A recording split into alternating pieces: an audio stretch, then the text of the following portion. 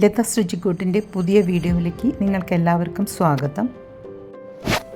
ഞാനിന്നിവിടെ Turkish flat bread ആണ് ഉണ്ടാക്കാൻ പോകുന്നത്. അതിനായിട്ട് ഞാൻ ഒരു അരക്കപ്പ് തൈര് എടുത്തിട്ടുണ്ട്. പിന്നീട് അതിലേക്ക് ഒരു കപ്പ് നേരിയ ചൂടുള്ള വെള്ളമാണ് ചേർത്തിട്ടുള്ളത്. പിന്നെ ഒരു ടീസ്പൂണ് ബേക്കിംഗ് പൗഡറും ഇട്ടിട്ട് നല്ല പോലെ അതൊന്ന് മിക്സ് ചെയ്ത് കൊടുക്കുക. അതിനുശേഷം നമുക്ക് അതിലേക്ക് ആവശ്യമുള്ള ഉപ്പ് ചേർത്ത് കൊടുക്കുക. പിന്നീട് ഒരു 2 കപ്പ് ഗോതമ്പ് പൊടിയാണ് അതിലേക്ക് ചേർത്തിട്ടുള്ളത്. സാധാരണ ഇത് ഉണ്ടാക്കുമ്പോൾ ഈസ്റ്റാണ് ചേർക്കാറ്. ഞാൻ ഈസ്റ്റിന് പകരം തൈരാണ് ചേർത്തിട്ടുള്ളത്.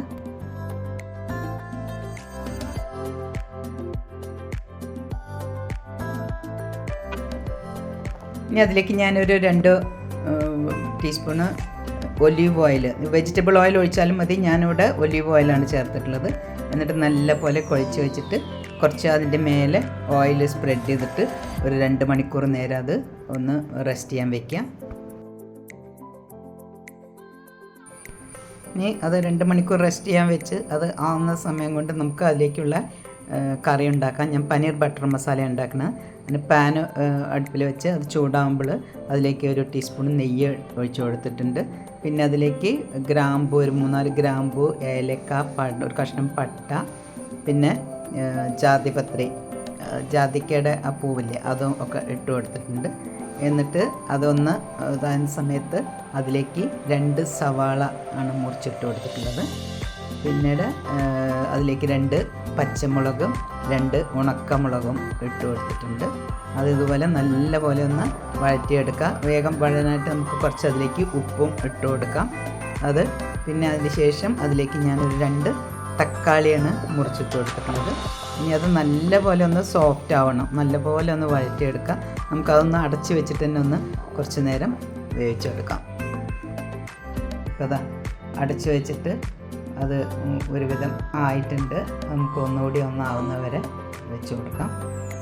അപ്പോഴേക്കും ഞാനൊരു 5-8 അണ്ടിപ്പരിപ്പ് എടുത്തിട്ട് അത് നല്ല ചൂടുവെള്ളത്തിൽ ഇട്ട് വെച്ചിട്ടുണ്ട്.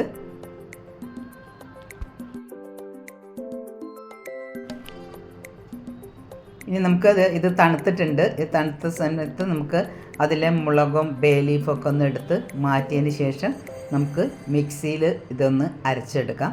അപ്പം ഞാൻ വെള്ളത്തിൽ കുതിർത്തി വെച്ച കാഷ്യൂനട്ടും ആ വെള്ളവും ചേർത്താണ് ഇത് അരച്ചെടുക്കുന്നത്. ഇനി നമുക്ക് ഒരു അതേ പാൻ തന്നെ അടുപ്പത്ത് വെച്ച് ഞാൻ അതിലേക്ക് അല്പം വെണ്ണയാണ് ഇട്ട് കൊടുത്തിട്ടുള്ളത്. ഈ വെണ്ണ ഇട്ടതിന് ശേഷം അതിലേക്ക് ഒരു ടീസ്പൂണ് ജിഞ്ചർ ഗാർലിക് പേസ്റ്റ് ഇട്ട് കൊടുത്തിട്ടുണ്ട്.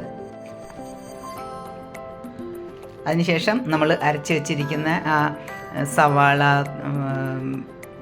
ടൊമാറ്റോ ഇതൊക്കെ കൂടി അരച്ച് വെച്ചിട്ടില്ലേ, അണ്ടിപ്പരിപ്പും എല്ലാം കൂടി അരച്ച് വെച്ചിട്ടുള്ളത് അതിലേക്ക് ചേർത്ത് കൊടുക്കുക. ഇനി ഇത് ചേർത്തതിന് ശേഷം നമുക്ക് നമ്മൾ മാറ്റി വെച്ചിട്ടുള്ള ബേ ലീഫും ഡ്രൈഡ് ചില്ലി ഇതിലിട്ട് കൊടുക്കാം. പിന്നീട് അതിലേക്ക് ഒരു 1/2 ടീസ്പൂണ് കാശ്മീരി ചില്ലി പൗഡർ ഉണ്ടെങ്കിൽ അതാണ് നല്ലത്. ഞാനതില്ലാത്തതുകൊണ്ട് സാദാ പൗഡറാണ് ഇട്ടിട്ടുള്ളത്. സാദാ ചില്ലി പൗഡർ ഇട്ട് കൊടുത്തിട്ടുണ്ട്. പിന്നെ അതൊന്ന് തിളച്ചതിന് ശേഷം അതിലേക്ക് ഞാൻ പനീറാണ് ചേർത്ത് കൊടുത്തിട്ടുള്ളത്. അമൂലിൻ്റെ പനീറാണ് ഞാൻ ഇട്ട് കൊടുത്തിട്ടുള്ളത്.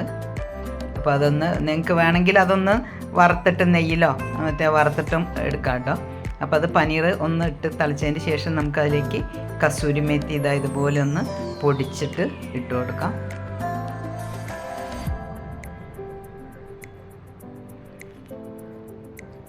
ഇപ്പം നമ്മളുടെ ഇത് ഒരുവിധം ആയിട്ടുണ്ട്. അപ്പോൾ അവസാനമായിട്ട് ഞാൻ അതിലേക്ക് ഫ്രഷ് ക്രീമാണ് ചേർത്തിട്ടുള്ളത്. ഇവിടെ പാലിൻ്റെ പാട എടുത്ത് വെച്ചിട്ട് അത് പാല് കൂട്ടിയിട്ടൊന്ന് അടിച്ചാൽ മതി. അവസാനം ഞാൻ അതിലേക്ക് അല്പം ടൊമാറ്റോ സോസും കൂടി ചേർത്ത് കൊടുത്തിട്ടുണ്ട്. നമ്മൾ കുഴച്ച് വെച്ചിട്ടുള്ള അത് ഒരു 2 മണിക്കൂർ കഴിഞ്ഞിട്ട് എടുത്തിട്ടുണ്ട്. അപ്പം നല്ല സോഫ്റ്റായിട്ട് കിട്ടിയിട്ടുണ്ട്.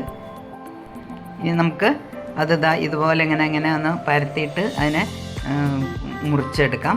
മുറിച്ചിട്ട് നമ്മൾ അത് ഇതുപോലെ ഇങ്ങനെ ഉരുട്ടിയിട്ട് അതിനെ നല്ലൊരു കൈ കൊണ്ട് കുറച്ചൊന്ന് മയം വരത്തക്കത്തോണം നല്ലപോലെ ഒന്ന് ഉരുട്ടിയെടുക്കുക. അതാ ഇതുപോലെ ചെയ്യാം.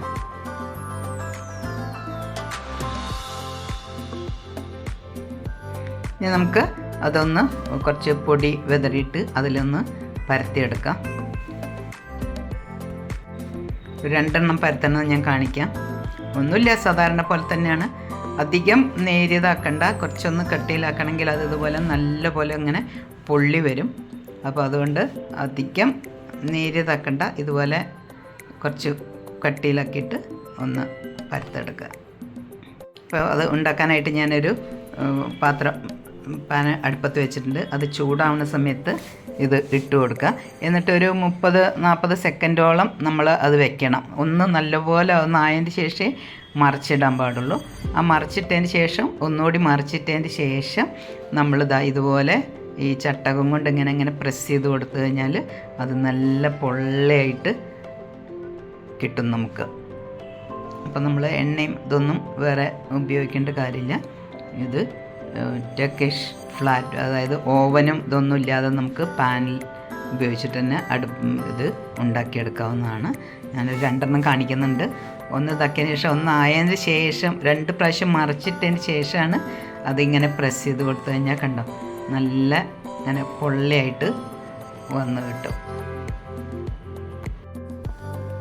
അപ്പോൾ അതാ നല്ല സോഫ്റ്റായിട്ട് കിട്ടിയിട്ടുണ്ട്. കണ്ടോ ഇങ്ങനെ മടക്കുന്ന സമയത്തൊക്കെ വളരെ സോഫ്റ്റായിട്ട് കിട്ടിയിട്ടുണ്ട്. നിങ്ങളിത് എന്തായാലും ഒന്ന് ട്രൈ ചെയ്ത് നോക്കണം. എൻ്റെ വീഡിയോ ഇഷ്ടപ്പെട്ടിട്ടുണ്ടെങ്കിൽ ലൈക്ക് ചെയ്യുക, ഫ്രണ്ട്സിനും റിലേറ്റീവ്സിനും ഷെയർ ചെയ്ത് കൊടുക്കുക. ആദ്യമായിട്ട് കാണുന്നതെങ്കിൽ ഒന്ന് സബ്സ്ക്രൈബ് ചെയ്യണം. തൊട്ടടുത്തുള്ള ബെല്ലൈക്കൺ കൂടി എനേബിൾ ചെയ്ത് ഓൾ എന്ന് ക്ലിക്ക് ചെയ്താൽ ഞാനിടുന്ന വീഡിയോസിൻ്റെ നോട്ടിഫിക്കേഷൻസ് കിട്ടുന്നതായിരിക്കും.